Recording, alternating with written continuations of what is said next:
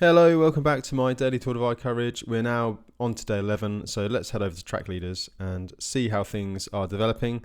And well, we've got a race on our hands. The last few days, obviously, Ulrich and Justinas have been very close to each other, and the situation is the same now. So 10 days, 18 hours, we're just about 1 a.m, and it's the same old story. They both seem to be on very different sleep cycles. So Justinas seems to be sleeping earlier. And tends to wake up just as Ulrich stops. And it's the same story again. So they've currently, they've gone through Abercwmboi, which is a small town where my cursor is here. I'll head over to Ride by GPS in a second and show you in a bit more detail. And there's basically a really long climb up and over through like the Santa Fe area. And it looks like Justinas is probably sleeping on top somewhere, or certainly kind of quite high up, and I suspect Ulrich may well catch him again. So I've got a voice note from Ulrich. A voice note from Justinas I'll play, and also there's some interesting stuff on Ulrich's Instagram. I'll do that now because it's quite relevant before I head on to the rest of the field. So last night, this is about last night or yesterday, and let's have a little highlight here. And basically, he's saying that they both stayed in the same place and they actually saw each other. So they know exactly where they are. Ulrich knows that if he sleeps, he knows how much the time gap is going to be going out to Justinas. And the gap seems to be creeping out every single day as well. So I think Justinas is riding faster. And I think if we look at the rest run charts, the average speed, you can see here Justinas is not quite a mile an hour quicker, but he's certainly moving quicker than Ulrich, and it's going to be interesting. I honestly think at the moment Justinas might have the upper hand. Ulrich's very calm in his voice notes, and seems like he's in control. But I just think at this stage in the race, with 500 miles to go, he would prefer to be leading, and he's got to make a big move in order to get ahead. And Justinas, if he's sleeping by the side of the track, there's one thing when you're doing a bikepacking race and you're bivvying by the side of the track, if there's one thing that's going to wake you up, it's the sound of tires on dirt. So if Ulrich passes Justinas, which he's now, Justinas is 34.5 miles to Cuba. Ulrich is a little over 10 miles behind. So there's a fairly good chance Justinas will wake up before Ulrich gets there. But if Ulrich passes him, he'll be up straight away. And we know that at the moment, Justinas is riding slightly faster. I think it's on Ulrich now to make a big move. If he wants to win this thing, he's got to go through the night and get a gap on Justinas. It's got to, in some respects, it's almost got to be tonight. Either that or he sleeps in Cuba. But I think he's just got to push on, and he's got to make the race now. I think Justinas is probably in a slightly stronger position, just from riding speed and the fact he's ahead. And that's a good combination. Riding faster and being ahead is a good combination, because even if you get caught, if you can hold your head, you know that you can bring it home. So before we go any further, obviously Redshift are sponsoring all my coverage, so thanks very much. I'll just highlight their cruise control drop bar grips. These are really cool. Basically give you a bit more comfort and grip on your drop bars, and you basically the lower section here and is like a standard bar grip, and then the upper section you actually mount underneath the bar tape. Just gives you a bit more comfort and flex. And I've been using these actually. I actually use these top bar grips. I cut them down and use them on my flat bars on my mountain bike for an inner grip, which also works really well. And I really rate them. So check out Redshift. Website is there. There's a discount code in the description, and thanks again as always for the support. So cheers Redshift. So let's have a little browse on the rest of the field, and then I'll go back and focus on the area, like the terrain and things that the leaders are pushing through at the moment. You can see they're both ahead of Mike's record dot. You can see actually Mike's dot is not on the race route. We'll touch on that in a second. There's been some changes to the route in New Mexico, and we'll head over to Ride by GPS in a second, and I'll just highlight that and the differences. And we'll also hear from Justinas. He tells us a little bit about that section. But further down the field, Laurens ten Dam, he's still in no man's land. Looks like he's stopped somewhere for the night. I mean, there's a lot less in terms of resupply now. Oh, he's in Protoro, so he's basically a day behind Ulrich and Justinas. So that's where they slept last night. So yeah, he's still on a 13.5 day time, which is pretty mad for a first attempt. So he's doing amazingly. He's over Indiana Pass, which of course is the highest point of the race after Del Norte, and then further back with it, the kind of like the second group on the road, let's call it. They are there's a lot of like mixing up now. So we're seeing new names crop in. Aidan Lamper, I mean, it is 1 a.m, so it can skew the results a little bit with sleep patterns, but it's a fairly good indicator that Aidan Lamper, he got ahead of everyone else, and he was kind of like 6th, 7th, 8th for the first half of the race. So he's from Australia. I know that he's trying to chase down the Australian record, which I believe was Lewis Sidor, who won in 2018. I think it was 15 days, 11 hours, something like that. So yeah, he's chasing that, and he's making a strong bid for 4th position at the moment. A new name that's cropped up now, Ian Dunsum. Let me just put it on full screen so you can see a bit better. Ian Dunsum, he seemed to have like snuck into the top 10, kind of under the radar the last few days. So he's riding really strongly. It'd be interesting to keep an eye on him and see where he gets to. Christian Duprez, again, we mentioned him yesterday. He hit out quite hard early on, and seems to be sort of clawing his way back. And then our female leader, where's Megan? Oh, Megan's she's under Chris Plesko's single speed dot, so she is still riding strong. She'll be in 6th position, but as I said, it's night at the moment, so there's a few people together. So her and Thomas seem to be together, and Cade Reichenberger. So he's been doing a strong ride. I believe he's from Colorado. That's kind of all I've been able to find out about him. So riding through his home state, obviously knows the terrain quite well. So the three of them, they're all staying together, they're in sergeants. So yeah, again, keep an eye on that. Very close riding. There's another Instagram update from Megan, which I'll play out in a second. And she is still leading the women's race. She's drifted a little bit behind Lael's record dot now, which you can see is over here. So she'll still be going sub 16 days at the moment. 15 probably, I don't know, 15, 20, something like that. And she's ahead of Anna Jaeger, who is closing the gap very, very steadily. So she is, she's 152 miles to Del Norte, and Megan is, let's find her dot, 110. So 40 miles. It's a closable gap at this stage, and we know that Anna has won the women's race before in 2022, I believe. So yeah, we'll have to keep an eye on that over the coming days and see how that develops. And our single speed leader, Alex Kowalski, he's still ahead of Johnny Price, and looks like they've just gone over Boreas. Alex looks like he's sleeping at the bottom of Boreas, and Johnny is on the other side of it. So again, we've got some updates from them. So they're going to go across the South Park Basin, and they'll be heading into sort of the bigger climbs of Marshall Pass and Indiana Pass in the next day or so. So let's head over to Riber GPS, and I'll talk a bit about where our leaders currently are. So first up, let's just hear from Justinas. So this voice note was sent, it would have been early yesterday morning, after they both left, after Justinas left Platoro. They're in an area where there's not much in the way of signal. So updates, I'm not expecting much until they hit Cuba.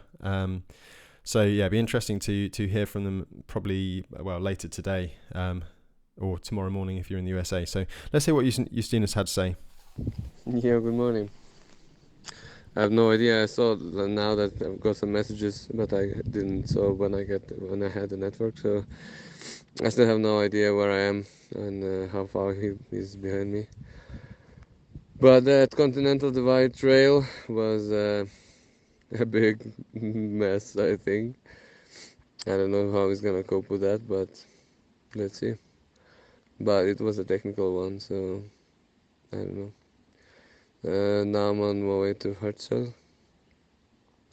We'll try to be efficient there and reach Cuba, maybe sleep some there, and then push all the way to Pi Town next day, and then finish stretch. So that was Justinas yesterday morning, and I think well, you can tell he's fatigued. He doesn't sound as sharp as Uber on the messages. Part of me thinks that Ulrich's just putting a good front on.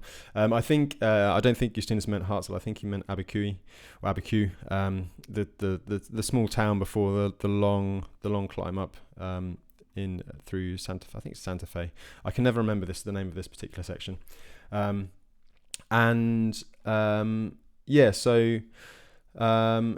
This section here is, well, let me highlight it on the map. So you see by the profile, it looks like one of the biggest climbs on the whole race. The section between there and Cuba, it's 6,000 feet elevation gain.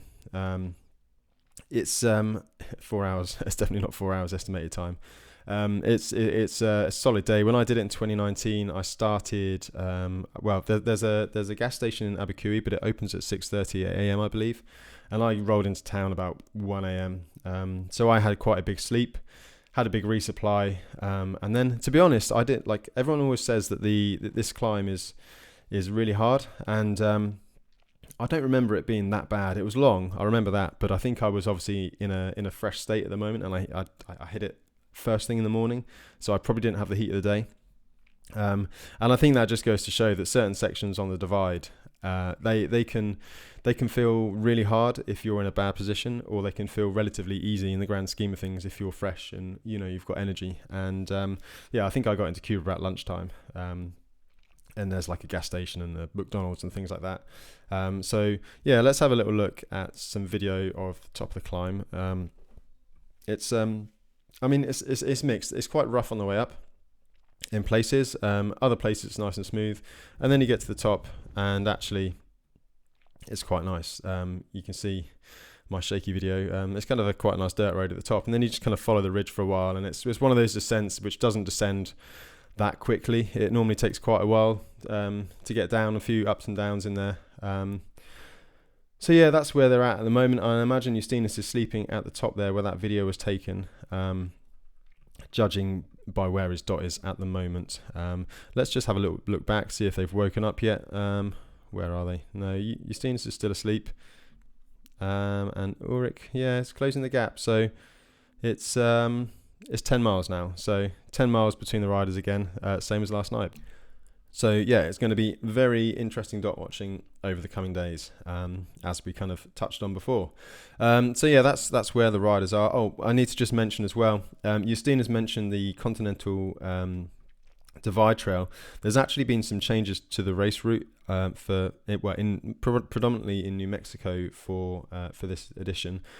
So what I'm just going to do is on Rider GPS, they have a heat maps, so where you've ridden or where other people have ridden. I'll put my personal heat maps on. So obviously this is where I've ridden before. So this shows the usual route. So you can see on this small section here, and actually on the tracker, if we look back to the tracker, you can see Michael's record dot is not tracking on the route, and that's because this is the new section, the Continental Divide Trail. It sounds like it's more single track. I think we might be able to see if we can find some kind of Google stuff on there, but I think it's a hiking trail. No, there's not much on there, I'm afraid, but I think it's more of a ridgeline hiking trail, so it'd be interesting to hear about that. So it looks like it's more direct. Time wise, I guess it is shorter, but probably slower moving time, so it might not make too much of a difference overall. The bits that will make a difference are right near the finish. So if we roll down, this will be in a day or so's time, heading out of Silver City. You can see these take the highway, and now there's dirt roads kind of looping around, adding a little bit more distance. And then going out of Hachita, right near the finish, before the final straight, there's a bit more dirt road rather than taking the highway. To be honest, that highway is so long, so this might make it a little bit more interesting. Keep an eye out for those. It's going to slow the riders down a little bit, but I think at this stage they're so far ahead of Michael's record. So hopefully weather doesn't affect things and they can get it done. So we've got a few little updates just on social media before I finish today. So Megan's good with the updates. Let's hear what she had to say. Pass. I had a pretty rough day yesterday. I was didn't get enough sleep, and I lost my caffeine and ibuprofen, so I didn't have either of those. There's no resupply during the day. Anyways, I got my sleep. I got my snacks. I'm feeling a lot better. Really hoping to have a fun day today. Looks like some beautiful terrain. Hasta la vista, babies. So yeah, she lost her caffeine and her ibuprofen tablets. I'm not necessarily sure that's the best thing to be relying on at this stage, but it shows that she's kind of hurting a bit. So we'll see if she can hold it together and keep up that pace. So yeah, that's the kind of terrain that she's riding on at the moment. I've also found Alex Kowalski, obviously leading the single speed. He always just looks like he's having such a great time out there. So I'm pretty sure I slept behind that hut when the year I did the... what's going on here? Let me just get that uploaded again. Yeah, sorry about that technical issue. So yeah, I'm pretty sure I slept behind this little hut on the way into Silverthorn in 2019. This just shows you the cycle path after Silverthorn. Kind of quite nice and pleasant, and it looks like there's a bit of rain, which is probably quite nice when the temperature's been quite hot, just to freshen things up and keep some moisture in the air. There's some dry sections coming, and I found I really suffered with like nosebleeds and dry nose and breathing. So yeah, that is going out Silverthorn, and yeah, there's loads of nice cycle paths like this, and you can see the mountains coming. You see where you're going, and yeah, saw his friends out there with with the dog, so looking happy, and yeah, looks like he's having a great time. Looks like having a bit of a sore ankle, but still seems to be moving pretty well. So yeah, let's keep an eye on him and see how he progresses. So yeah, check out Alex and his Instagram, and yeah. He's having a good time out there. And finally, I just wanted to run some video from Marku. And again, he's a little bit further down, just coming out of the basin. But he's put some really cool stuff on there. It sounds like he's had a few bike issues. I think his shifters packed up, and he basically had to buy new shifters and new brakes. And you know, you meet all kinds of really cool people out there, and yeah, this is just an example of some of the terrain in the basin. I think this is the section before Atlantic City, just big wide open dirt roads. You know, you've got that all day, and nothing really changes. Big shadows. It's a pretty cool feeling, especially when you get the light like this. So look at that. That's pretty amazing. That is what the basin is all about, and that's when the basin is good. I've experienced that myself. It's pretty damn cool. So yeah, and he made it to Atlantic City. So and now he's obviously trying to get through before the sun comes up. So that is Marku. So yeah, that's all I've got for today. So yeah, let's keep an eye on the front of the race, because it's going to be really exciting over the next few days. Probably a couple of days left, if that. So yeah, keep your eyes peeled. Keep an eye on Track Leader, and I'll be back tomorrow. Hopefully, have some updates from the guys, and yeah, we'll see how it all pans out. So thanks for watching.